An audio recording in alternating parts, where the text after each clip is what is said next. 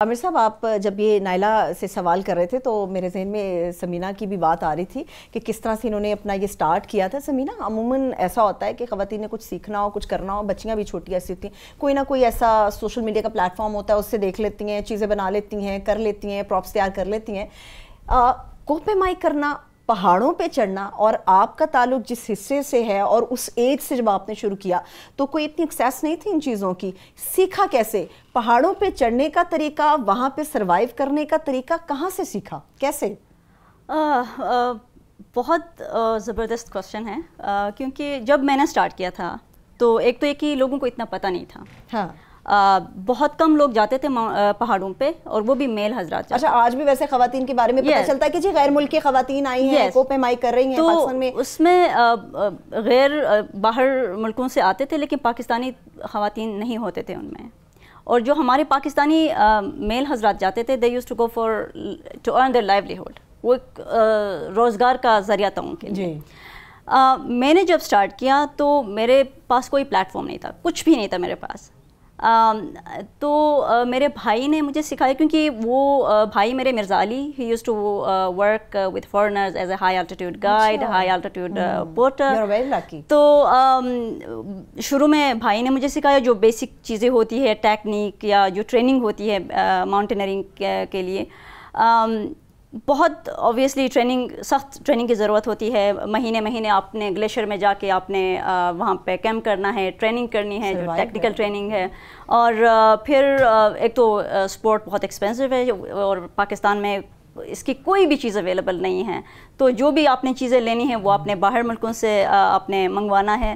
تو it was definitely very very challenging. کتنا expensive ہوتا ہے وہ ڈریس یا جو آپ؟ اچھا، میں نے شروع میں ذکر کیا کہ میں نے 250 روپے کی شو سے سٹارٹ کی تھی، اور ایوریسٹ کے لیے میں نے جوتے خریدی 1,50,000 روپیز. اینڈ اوپر سوری کی بات کاٹ رہا ہوں، یہ جب آپ چوٹی سر کر لیتی ہیں، لیٹ سے ماؤنٹ ایوریسٹ جو ہے، سر کرنے کے بعد کیا فیلنگ کیا ہوتی ہے؟ عامر صاحب، وہ میں الفاظ میں شاید بیان نہ کر سکوں. اٹس وہ ایک لائف ٹائم جو اچیومنٹ ہوتی ہیں آپ کو، اور reaching the summit of the highest mountain on planet earth, وہ بہت، میں الفاظ میں وہ بیان نہیں کر سکتی. قابل بیان ہے. And also being first from my country, being first Pakistani woman, I was representing my country. Anything and everything. Yes, so وہ بہت I was very emotional. I was crying on the summit of Everest, and اللہ کا شکر ادا کیا. And then when it comes to Pakistani flag, وہ بہت emotional moment تھا میرے لیے. تو وہ it's very hard to actually explain it in words. عروج، نیزہ بازی بھی ایک بڑی ٹپیکل نہیں ہے. اسپورٹس ویمن اسپورٹس میں ہمارے ہاں ہوتی ہیں، گو کہ اتنی نہیں ہوتی جتنی ہونی چاہیے، مگر ہماری خواتین نے ہمیں بہت زیادہ فخر کے موقع دیے ہیں. تو why tent packing, why riding? یہ تھوڑا سا فیملی انفلوئنس تھا. جب میں نے رائڈنگ بالکل سٹارٹ کی تھی تو میں ایک رائڈنگ کلب میں تھی جو زیادہ شو جمپنگ اور جو ویسٹرن آپ کے ایریاز ہیں رائڈنگ کے، اس پہ فوکس کر رہے تھے. تو اس کے بعد میرا ایک بہت ہی انٹرینڈ گھوڑا تھا، جو کیونکہ میں ملک سے باہر تھی تو واپس آئی، تو پھر والد نے کہا آپ اس کو ٹرین کر کے چلائیں. تو اس کو جب میں ہینڈل کری تھی، وہ عرب بھی تھا، وہ گرم مزاج تھا. تو پھر ابا نے کہا کہ یہ تو تم گرم گھوڑے کو بڑا اچھا ہینڈل کر رہی ہو. پہلے تو جی انگلش گھوڑے اوورلی ٹرینڈ ہوتے ہیں رائڈنگ اسکول میں، اتنا چیلنج نہیں ہوتا. پھر انہوں نے مجھ سے ایک بات کی تھی، انہوں نے کہا تھا کہ بیٹا عوامی سپورٹ ہماری نیزہ بازی ہے.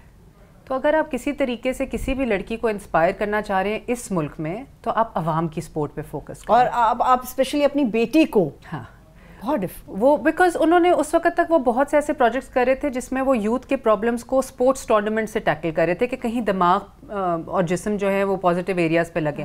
تو لڑکیوں کا ہمیشہ کہتے تھے کہ مجھے نہیں سمجھ آ رہی کہ بچیوں کو، گاؤں کی بچیوں کو کیسے انوالو کریں. رائڈنگ بڑی ایلیٹسٹ سی گیم ہے بھی اور سمجھی بھی جاتی ہے، تو نیزہ بازی بڑی عوامی چیز ہے. ہاں بالکل. میں خاص طور پہ چاہوں گا، کیونکہ آپ ہاؤس آف چلڈرن چلاتی ہیں آٹسٹک بچوں کے لیے، یہ ساتھ میں کیسے چلا پاتی ہیں؟ وہ انسپریشن آپ کو کہاں سے آئی؟ دیکھیے جی، ویک ڈیز پہ میں ہاؤس آف چلڈرن چلاتی ہوں, جس پہ میں اسپیشل نیڈس بچوں کو بھی کیٹر کرتی ہوں, عام بچوں کو بھی. سو ہماری جو خاصیت یہ ہے کہ یہ جو بچے کا ایک میکسیمم پوٹینشیل ہوتا ہے نا, اس کو کیسے ٹیپ کرنا, چاہے وہ اسپیشل نیڈ ہو یا نارمل ہو.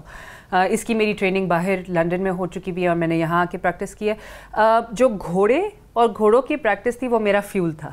تو ویکینڈس پہ اکثر فرائیڈے کو جیسے ہی میرا سیشن ختم ہوتا تھا, میں گاڑی میں لاہور پہنچتی تھی, رائڈنگ کی ٹریننگ کرتی تھی, سنڈے کی رات یا منڈے ارلی مارننگ میں واپس کام پہ ہوتی تھی.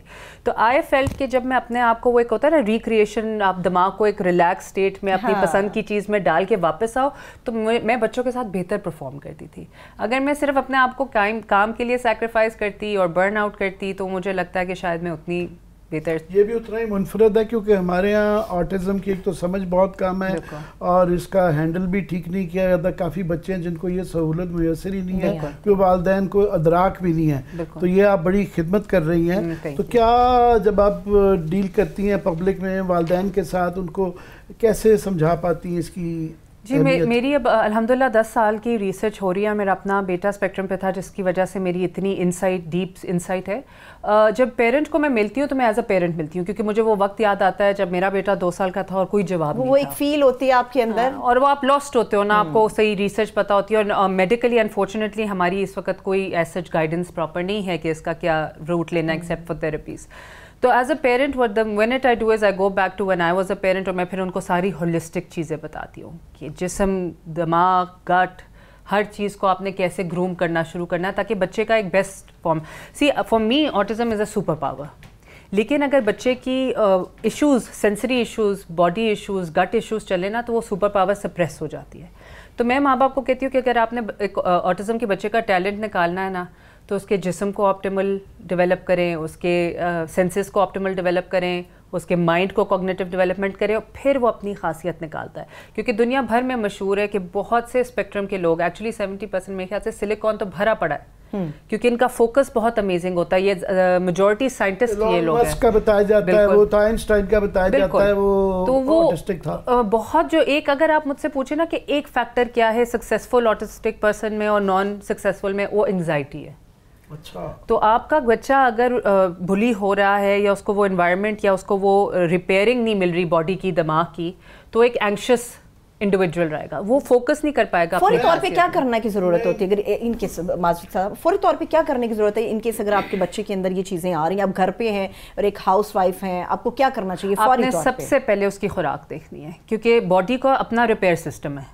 لیکن اگر باڈی خود ایگزاسٹڈ ہے, الرجک کھانے کھا رہی ہے, جیسے ہمارے کچھ پروٹینز ہوتے ہیں وہ بہت سخت ہوتے ہیں, الرجک کھانے کھا رہی ہے, شوگر کھا رہے ہیں, ہیلنگ کھانے نہیں ہے جو ہمارے پرانے وقت کے تھے, جس میں سے جو ہولی گریل ہے وہ یخنی ہے, بون بروتھ, وہ آپ کا گٹ ہیل کرتی ہے اور گٹ برین ہیل کرتی ہے.